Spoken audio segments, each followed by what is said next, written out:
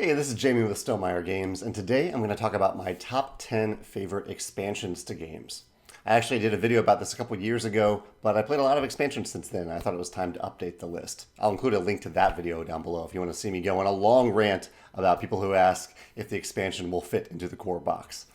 Today I'll try to stay a little bit more focused on my favorite expansions. And I want to mention a few up front that are from Stonemaier Games, released in 2020. So first we came out with the Pie in the Sky expansion for My Little Scythe, which added a few more characters, added a new airship mechanism, and a little bit of asymmetry to the game.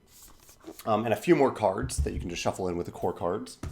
We then released Tapestry Plans and Ploys, which was largely a more stuff expansion, like more civilizations, more tapestry cards, more space tiles, as well as a few extra components, enhanced components like landmark tokens, a bag to put your the territory tiles in, and some more miniatures. Here's actually the back of the box, so you can see it instead of just me, as well as one other thing. What am I missing? A new card mechanism, a new landmark card system to give players a little short-term goal to pursue.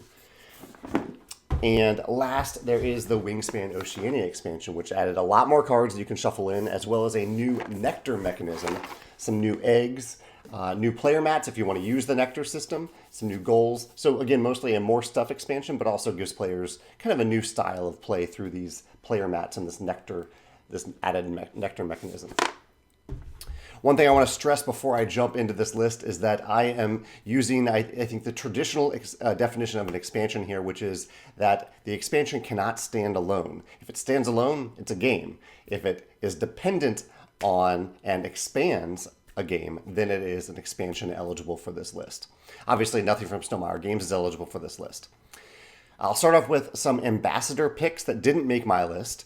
These are ambassadors or volunteers for Stonemaier Games who offer their suggestions for these top 10 lists. Four expansions that they mentioned. They mentioned Ticket to Ride 1912.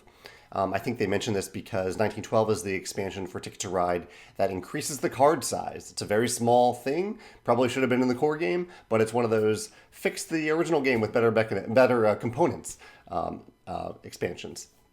There's also Seven Wonders Duel Pantheon, which for me falls into the category of I love Seven Wonders Duel so much that I've never thought to even try Pantheon, even though I own it. But I understand that a lot of people love it. So that's Seven Wonders Duel Pantheon. A few people mentioned Hogwarts Battle, the Monster Box of Monsters, which I know very little about, but multiple people mentioned that one. And a lot of people mentioned Spirit Island Jagged Earth. From what I've seen of that expansion, it does some really, really cool things in adding new characters that you can play and adding in really elegant ways new mechanisms or new modifications to previous characters that might have needed some new previous spirits specifically that may have needed some small changes. All right, let's jump to my honorable mentions list. And I'm actually going to number these because I just ranked all 18 expansions that I made eligible for this list. I played a lot more expansions than that, but these are the 18 that I was like, okay, I would seriously consider playing with these expansions if I ever played these games. So honorable mentions, then I'll get the top 10, but I will rank these honorable mentions. Start out with Role Player Monsters and Minions. That's an expansion that lets you actually do something with the character that you build in Role Player. However, I'm totally satisfied with the core game as it is in Role Player, and I'm really happy with it just as it is. So even though I enjoyed my play of Monsters and Minions, I wouldn't think to add it. Next up is Isle of Skye Druids, which I actually do have on my shelf over here. This is another one that I really like. It's really fairly easy to add to the core game, but I love how much the core game of Isle of Skye has to offer, and so I rarely think to actually play with Druids. And this is one of the reasons for this that maybe I'll delve into later in the video, is that I am often playing games with new players. I'm often onboarding people in, whether they're new players or they haven't played in a long time. And so I love expansions that don't conflict with the goal of inviting new players or inexperienced players into a game. Or even myself, if I haven't played the game in a long time. At number 16 is Mansions of Madness, Beyond the Threshold, Gates of Silverwood Manor. There are 2 colons in there. Because Beyond the Threshold is the expansion, and I am pretty sure I have selected the right scenario, which is Gates of Silverwood Manor.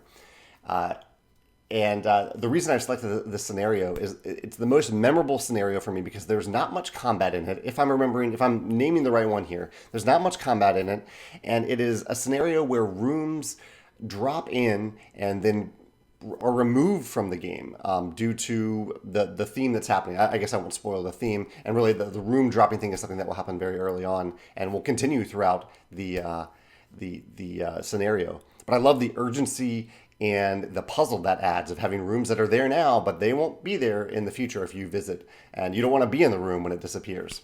Hopefully I'm naming the right one there. Correct me if I'm wrong in the comments below. At number 15, I have, where's number 15? Russian Railroads, American Railroads. This is actually a fantastic expansion. It adds asymmetry to the game. It gives each player their own player map, their own unique player map, which I love. I love when expansions that don't have asymmetry add a little bit of asymmetry. That said, this falls into the weird category of I love Russian Railroads as it is so much that I have no qualms about playing it without the expansion. If the expansion is there, I'll play it. If not, like on Board Game Arena where I usually play it now, I'm fine playing the core game. And number 14 is Catan Cities and Knights. This is lower on the list simply because I don't play Catan all that often, but it is a fantastic expansion.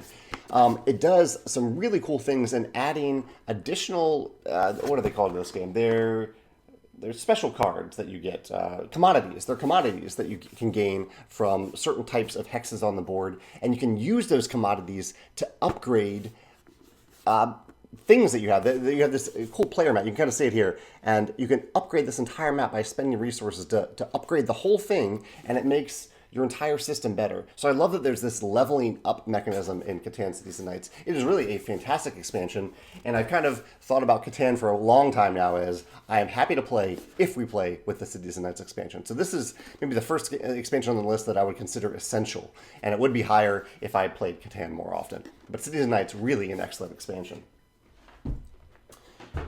So that's number 14. I'm getting closer to the actual top 10 here. I'm still in the honorable mentions. Number 13 is Underwater Cities New Discoveries. This is another one where I enjoy Underwater Cities enough that I'm happy to play it without New Discoveries. But New Discoveries speeds things up at the beginning of the game, gives you some extra resources, and it upgrades one of the components. So one of the issues, I think, with the core game of Underwater Cities, small issue, is that things can slide around on your mat a lot. And New Discoveries adds a dual-layered player mats. So I think this is a nice thing that expansions can do, as long as the core game is still functional, where they can add an enhanced component to improve the experience for players. And New Discoveries does that well. That's Underwater Cities New Discoveries at 13. At 12, and this was a tough one. This is Space Base, The Emergence of Skye, Pluto. And really, this is an odd one because I really, really enjoyed playing through this expansion with Megan. It is kind of a mini campaign expansion for Space Base. The reason I put it lower on the list is that we played it and we're done with it. Like, we wouldn't go back to play Skye Pluto again. We love the core game of Space Base so much. There's so much variability in the core game, and we've even played it since then. And maybe it should have been higher on the list for this reason. But we've played Space Base since then with some of the Skye Pluto elements in it. Sometimes it's just like cards that you shuffle in. Those are great. There are also some extra mechanisms that I don't know are quite as necessary, but they do work out well in larger group games of Space Base to keep players engaged when it's not their turn. But I kind of was thinking about this in terms of, as much as I love the campaign, we probably would never play through it again, and we love the core game of Space Base so much. So I put it at number 12. My last honorable mention is, this is another really hard one. These are great expansions. This is why I rank them. Quacks of Quedlinburg, the Herb Witches. This is another one where I love the core game so much that I don't necessarily need this expansion, but I love what the Herb Witches does. One of the things is it gives you more options on the pumpkin tile, so pumpkin means more than just one thing in the Herb Witches, and it adds what does it add? Oh, I'm blanking now on what it adds, because I've played it so many times with the core game, but it adds something on your player mat that I think is actually pretty important. But I'm blanking on it. Anyway, Herb Witches, number 11. Wish I could say more about it, but I'm forgetting about what I like about it. But it's one of those things where I like it, but I did play Quacks recently without it, and there wasn't much that I missed from it. And so that stood out a little bit. Oh, I think the one thing that Herb Witches does that I do really enjoy is at the end of your track, it gives you a little add-on component to the end of your cauldron, where you can actually move outside the cauldron and still get extra points, which is nice. At the end of the game, it's nice to not have a true maximum at the end of the game. So that was the other thing that I think Herb Witches adds, other than some other definitions for the tiles as well. Let's get to the top 10, now that we're 10 minutes into this video. At number 10, I have Terraforming Mars Prelude. This is another style of expansion where the benefit that is added is that it gets you off to a faster start. It actually speeds up the game. It almost acknowledges that in the original Terraforming Mars, players didn't have enough at the beginning, and they had to take a few weak turns at the beginning. I think Terraforming Mars is a lot more fun when you start out with some resources, and it also adds asymmetry because each player adds the boost that they're getting is asymmetric depending on the business, the corporation that they start out with. So I really like that about Terraforming Mars. I wouldn't go as far as to say that I would never play Terraforming Mars without this expansion, but I do really enjoy playing with Prelude. So I put it at number 10 on this list. Another somewhat similar one here, I know it's kind of a different one it adds, but Terra Mystica Fire and Ice. This is an expansion that it's just kind of a more variability expansion. So there's some expansions that add asymmetry for the first time. This Terra Mystica already has plenty of asymmetry, and it just added more. It added essentially 4 new factions to the game, and it adds them seamlessly. You can easily shuffle in those new factions and play with them. They are a little bit more complex than I think the core game factions, but they're still a lot of fun to play. Actually, there might be 3 of them. Yeah, there might actually be 3, maybe even 4 new player mats. So that would be 6 or 8 new factions in this expansion. So a lot of new factions. It also addresses a common complaint with the core game, which is the turn order and how it's typically clockwise. In Terra Mystica Fire and Ice, it adds a new turn order track where it keeps track of where you passed, and that is the player order for the next round. I don't always love this in games, but it actually does work pretty well in Fire and Ice. So adds more asymmetry and fixes something from the core game.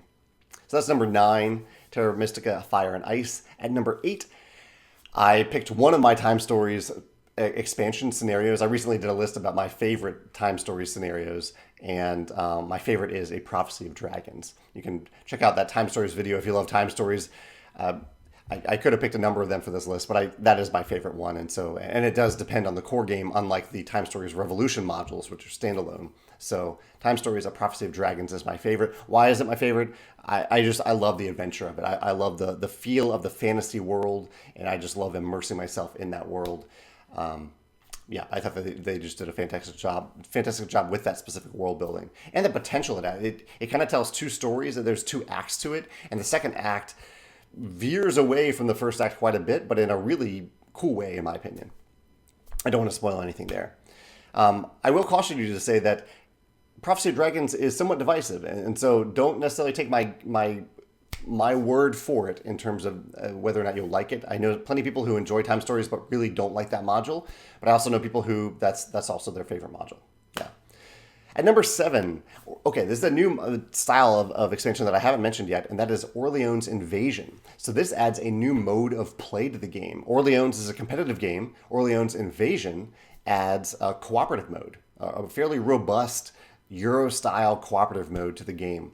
And I think it does a fantastic job with that. So it adds a completely different mode of play to Orleans by adding this mode. Other expansions sometimes add solo modes in the expansion if the solo mode wasn't present in the core game, or they add campaigns. Actually, I'll get to the campaign. I mentioned one of them already. Space Emergence of Shy Pluto does add a campaign. But Orleans Invasion, I really like. I guess I'm not always in the mood to play the cooperative version of Orleans, but if I'm in the mood for a cooperative Euro game, this is near the top of the list for that. So that's why I put Orleans Invasion at number 7 on my list of favorite expansions. At number 6, I have 7 Wonders Leaders. I'm happy to play 7 Wonders without leaders, but I really like, and this is a weird little thing, but 7 Wonders is played in 3 rounds, and so you're always passing to the right for the first and last round, and to the left in one of the rounds. So it means you're only passing left once, even though you're passing right twice. I like that Leaders balances that out, and so in Leaders, it adds a new set of cards that you're drafting at the beginning of the game, these leaders that you have, and it balances out that draft. So you're drafting to the right twice and to the left twice. Leaders adds these, and then they're similar to the core cards that you'll get, but they have special abilities, they have special stuff that you'll get, some new icons that you have to learn, and I just really like how it balances out the draft and starts you out with something exciting right at the beginning of the game.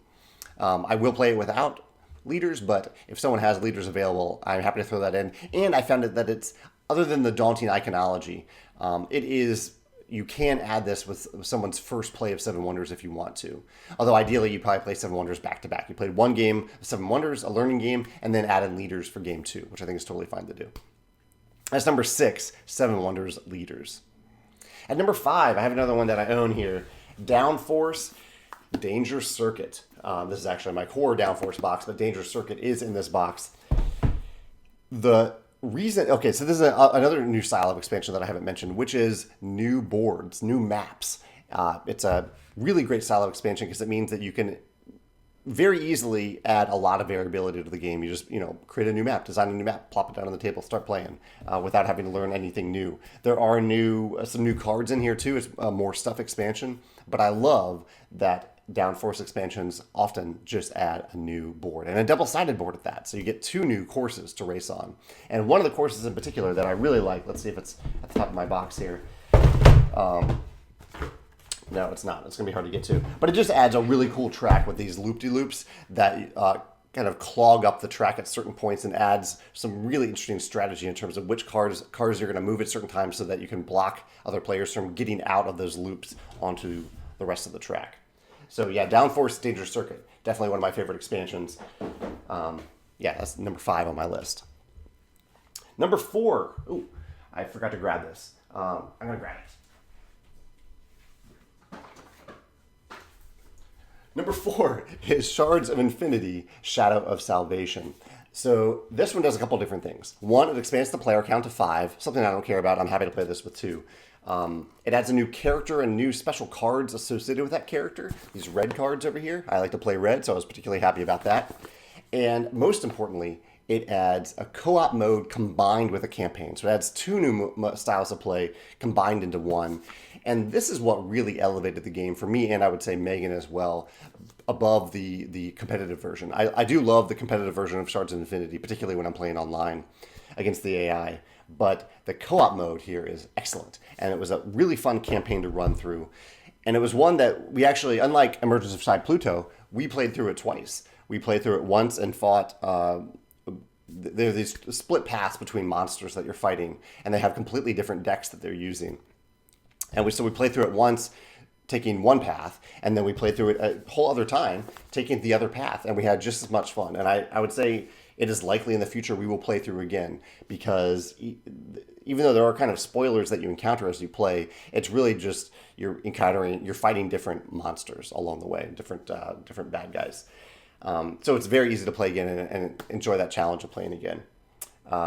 It's just a fantastic expansion. I just love the co-op mode that it adds to this game, and I would highly recommend it. If you like deck building games, this is just an excellent deck building game as it is. But if you want a deck building game that plays great at 2 players for cooperative mode, highly recommend it. Shards of Infinity, Shadow of Salvation. At number 3. I picked my favorite Dominion expansion, which is Prosperity. I don't play Dominion all that much anymore, but I used to play a ton of it. And when Dominion came out, I was just ecstatic. I love that. So in core Dominion, you can get a lot of money, but you don't really feel very wealthy in the game because you're limited as to how often you can buy per turn and how much you can buy per turn. But Dominion, Prosperity, just adds really expensive cards that you can buy. It ups the type of money that you can buy and the type of victory points you can buy. And there are just some really expensive cards that you can add to your deck that are a lot of fun. And I believe this is the expansion that adds some treasure cards that are also... So like here's the colony cards, which cost $11, but they're 10 points, which is awesome. But I think it also adds hybrid cards that are both treasures and... victory point cards. I don't know if I can find any right now off the bat, but I think this was the expansion that did that, and I love that. I love that you have cards that had that dual purpose in them. I can't say that I would always play with Prosperity, but if that is an option, I would gladly, if it is available, I would at least take a stance and try to get to the table with Dominion. In fact, kind of talking about it now makes me want to get it to the table and play it soon, because I really do love Dominion with Prosperity. That's my number 3 favorite expansion. My number 2 favorite expansion is Lords of Waterdeep, Scoundrels of Skullport. This is a fantastic expansion. almost solely down to one core mechanism that it adds. I think it expands the player count. Maybe this is the one that takes it from 5 to 6 or 4 to 5. Expanding player count is great. I enjoy that. But it adds this awesome mechanism of corruption. And corruption, basically, it adds all these new action spaces where you get powerful benefits, but you get corruption as well, these corruption tokens. But at the beginning of the game, corruption isn't all that bad.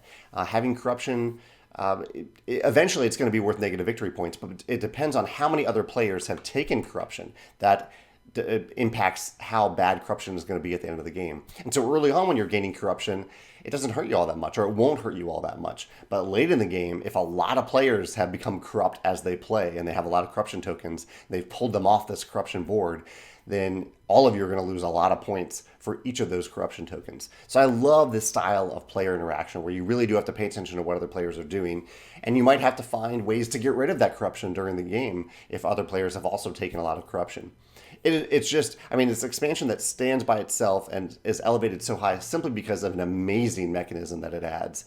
And this is to a game that I am glad to play without any expansions. But with that corruption mechanism, man, it is so good. I really need to play that because I do have Lords of Waterdeep on Steam, and a very great implementation there. But I need to play it with. I don't think I've played it yet at all with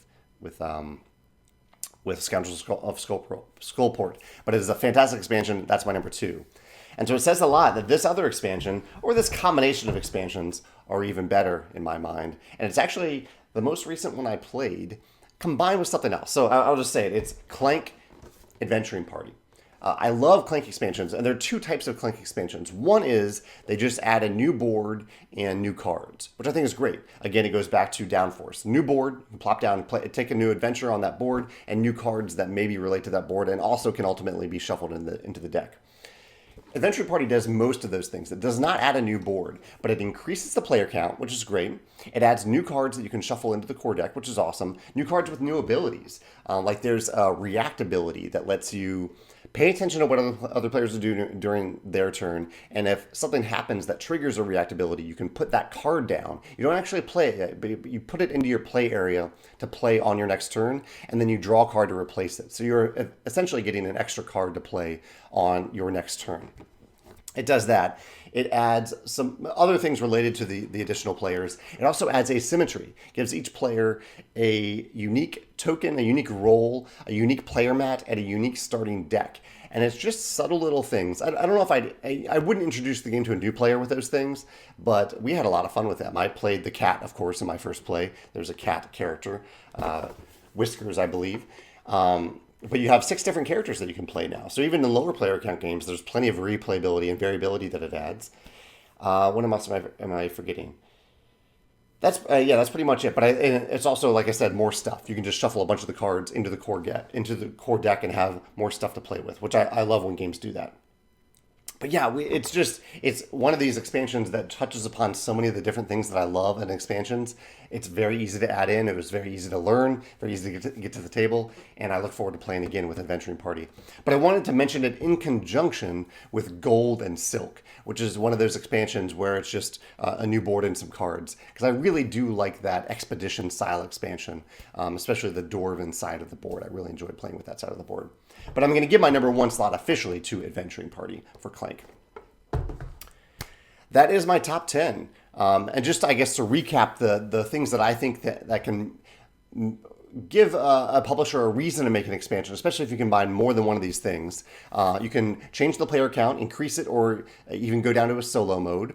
Add more stuff, just that you can shuffle into the core cards, the player mats, all that. Things that can fix the game a little bit, maybe decrease the length, give players a faster start, improve turn order, the turn order mechanism, like in Fire and Ice. Add special components that you couldn't maybe afford to put in the core game, but you can put it at a fair price in the expansion, or upgrade upgrade some of the components that players maybe complained about or wanted better versions of. Add asymmetry for the first time, or add more asymmetry, like more civilizations and Tapestry. Add new modes of play, like co-op play or campaign play, and add new maps and boards. I think all those are great reasons to make expansions, and especially if you're combining more than one of them. I'd love to hear your thoughts on the games, the expansions that I've mentioned today, especially if they're games like Mansions of Madness, Time Stories, Clank.